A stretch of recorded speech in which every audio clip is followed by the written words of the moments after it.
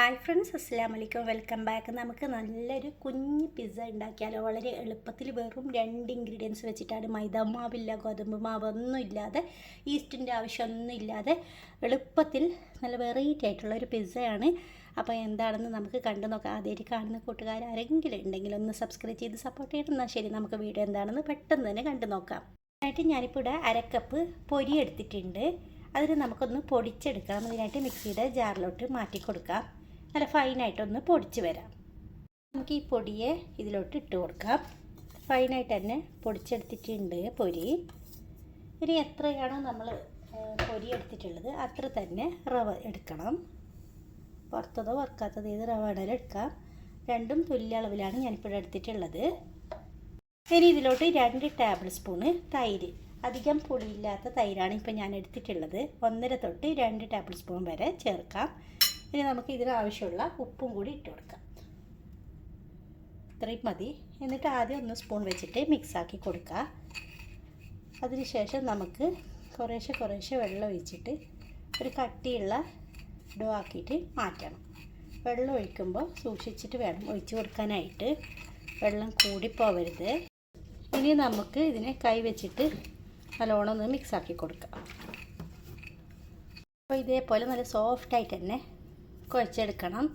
ക്രാക്കൊന്നും വീഴാതെ വേണം ഒന്നിങ്ങനെ കുഴച്ചെടുക്കാൻ. ഇങ്ങനെ പിടിക്കുമ്പോൾ നമുക്ക് ചുറ്റിലും ക്രാക്കൊന്നും ഇല്ലാതെ ഒന്ന് കുഴച്ചെടുത്താൽ മതി.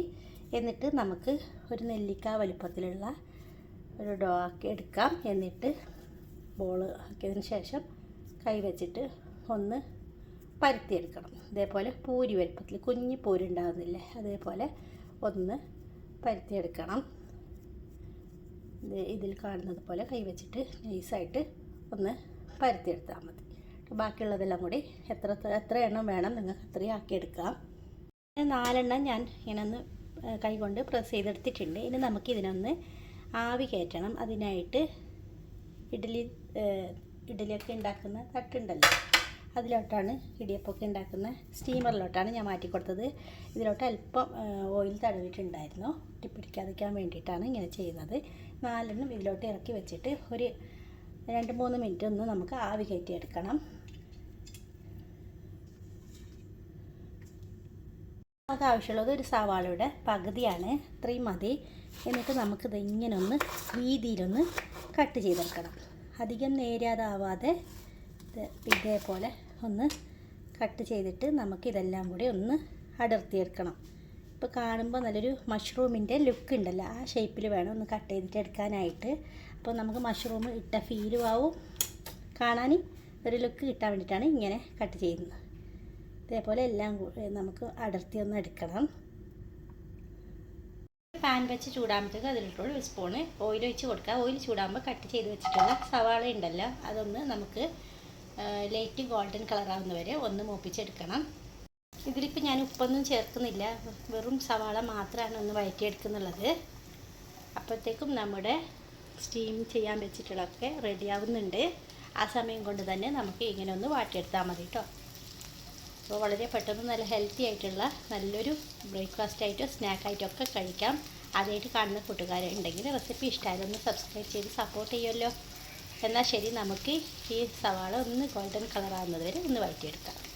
ഇപ്പോൾ സവാള കറക്റ്റായിട്ടുണ്ട്. നമുക്കിതിൻ്റെ തീ ഓഫ് ചെയ്തിട്ട് ഈ ഓയിലിൽ നിന്ന് ഇത് കോരി മാറ്റാം. അപ്പോഴത്തേക്കും നമ്മുടെ റവ എന്തായി നോക്കാം, കറക്റ്റായി വന്നിട്ടുണ്ട്. ഇനി നമുക്ക് തീ ഓഫ് ചെയ്തിട്ട് മാറ്റാം. ഇതിൽ നിന്ന് സ്റ്റീമറിൽ നിന്ന് എടുത്തിട്ടുണ്ട്, ഞാൻ തിരിച്ചിട്ട് കൊടുത്തിട്ടുണ്ടായിരുന്നു. ഇനി ഇതിന് മുകളിലോട്ട് നമുക്ക് അല്പം കെച്ചപ്പോ ഇല്ല പിസ്സ സോസോ ചേർക്കാം. ഞാനിപ്പോൾ കെച്ചപ്പാണ് ചേർക്കുന്നത്. ഇതാകുമ്പോൾ എല്ലാവരും കയ്യിലും കാണുമല്ലോ കെച്ചപ്പ്. പിസ്സ സോസ് ഉണ്ടെങ്കിൽ അത് തന്നെ എടുക്കുക കേട്ടോ. എല്ലാത്തിലും കൂടിയിട്ട് ഇട്ട് കൊടുക്കുക. തുല്യ അളവിൽ തന്നെ ഇട്ട് കൊടുക്കുക. 2 പാക്കറ്റ് ഉണ്ടെങ്കിൽ നമുക്ക് ഈ 4 എണ്ണത്തിലും മതിയാവും. ഒരു ബ്രഷ് വെച്ചിട്ട് എല്ലായിടത്തും ഇങ്ങനൊന്ന് സ്പ്രെഡാക്കി കൊടുക്കുക. ഇതേപോലെ സ്പ്രെഡാക്കിയതിന് ശേഷം നമുക്ക് കുറച്ച് ചതച്ച മുളക്, എരിവിനായിട്ട് കുറച്ച് ചതച്ച മുളക് ഇട്ട് കൊടുക്കുക. നിങ്ങൾക്ക് ഇതിഷ്ടമില്ലെങ്കിൽ ഇതിന് പകരം പച്ചമുളക് ചേർത്താലും മതി. അത് ചെറുതായിട്ട് കട്ട് ചെയ്തിട്ട് വേണം ഒന്നിട്ട് കൊടുക്കാനായിട്ട്. എന്നിട്ട് കയ്യിൽ ഓറിഗാനോ ഉണ്ടെങ്കിൽ അതും കൂടി ഇങ്ങനെ ഒന്ന് കൊട്ടിക്കൊടുക്കുക. ഈ ഫ്രൈ ചെയ്ത് എടുത്തിട്ടുള്ള സവാള ഉണ്ടല്ലോ, ഇതിന് മുകളിലോട്ട് ചുറ്റിലൊന്ന് ഇട്ട് കൊടുക്കാം. നല്ല ടേസ്റ്റാണ് കഴിക്കാനായിട്ട്. തീർച്ചയായും ഇത് ഉണ്ടാക്കി നോക്കണം. മെയിനായിട്ട് വേണ്ടത് പൊരിയും റവയാണ്. എല്ലാവരും വീട്ടിലും കാണും. പിന്നെ സവാള എല്ലാവരും വീട്ടിലും ഉണ്ടാവുമല്ലോ. അപ്പോൾ അത് വെച്ചിട്ടാണ് ഞാൻ വെറൈറ്റി ആയിട്ടുള്ള ഒരു കുഞ്ഞു പിസ്സ പോലെ ആക്കി എടുത്തിട്ടുള്ളത്. കാണാൻ ലുക്ക് അതാണ്, എന്നാൽ ടേസ്റ്റ് വ്യത്യാസവുമാണ്. അങ്ങനെ എല്ലാത്തിലും ഒരേപോലെ ഞാൻ സവാള വെച്ച് കൊടുത്തിട്ടുണ്ട്. ഇനി നമുക്ക് മൊസറല്ല ചീസ്. ഇതില്ലെങ്കിൽ നിങ്ങളുടെ കയ്യിൽ ഏത് ചീസാണ് ഉള്ളത് അത് വെച്ചെടുത്താലും മതി. ഇങ്ങനെ ഒന്ന് ആക്കിയതിന് ശേഷം എത്രത്തോളം ചീസ് ഇഷ്ടമാണോ അത്രയും വെച്ച് കൊടുക്കാം. അതേപോലെ 4ലും ഇപ്പോൾ ഞാൻ വെച്ച് കൊടുത്തിട്ടുണ്ട്. ഇനി നമുക്ക് നേരത്തെ സവാള വാട്ടിയിട്ടുള്ള പാൻ ഉണ്ടല്ലോ, അതേ പാനിൽ തന്നെ നമുക്കിതൊന്ന് വെച്ച് കൊടുത്തിട്ട് ഈ ചീസ് അലിയുന്നത് വരെ ഒന്ന് മൂടി വെച്ചിട്ട് നമുക്ക് വേവിച്ചെടുക്കാം. ചീസ് മെൽറ്റാകുന്നത് വരെ. ബാക്കിയെല്ലാം ഓൾറെഡി സ്റ്റീം ചെയ്യുമ്പോൾ തന്നെ ഇതൊക്കെ വെന്തതാണല്ലോ, അപ്പോൾ ഇത് വേവേണ്ട ആവശ്യമില്ല. ഈ ചീസ് ഒന്ന് മെൽറ്റാക്കി കിട്ടിയാൽ മാത്രം മതി. അങ്ങനെ പാനിലോട്ട് വെച്ച് കൊടുത്തിട്ടുണ്ട്. ഇതിന് മുകളിലോട്ടായിട്ട് കുറച്ച് കറിവേപ്പിലയോ മല്ലിയിലയോ ഇതേപോലെ കുഞ്ഞായിട്ടൊന്ന് പൊടിച്ചെടുത്തിട്ട് ചേർത്ത് കൊടുക്കുക. ഇപ്പം ഞാൻ കറിവേപ്പില പൊടിച്ചതാണ് ചേർക്കുന്നത്. ഇനി നമുക്ക് മൂടി വെച്ച് കൊടുത്തിട്ട് ചീസ് മെൽറ്റാകുന്നത് വരെ ഒന്ന് അരിച്ചെടുക്കാം. നമുക്കൊന്ന് തുറന്ന് നോക്കാം. ഇതിപ്പോൾ ഏകദേശം ചീസൊക്കെ മെൽറ്റായിട്ട് വരുന്നുണ്ട്. ഇനി ഇതിന് മുകളിലോട്ടായിട്ട് ഇച്ചിരി പെരി മസാല കയ്യിലുണ്ടെങ്കിൽ ചേർക്കാം. ഇതിന് പകരം മുളക് പൊടി ചേർത്താലും മതി. ഇതന്നെ ചേർക്കണമെന്നൊന്നുമില്ല. ഇത് ചേർത്താൽ കുറച്ചും കൂടി ടേസ്റ്റ് ആണെന്നേ ഉള്ളൂ.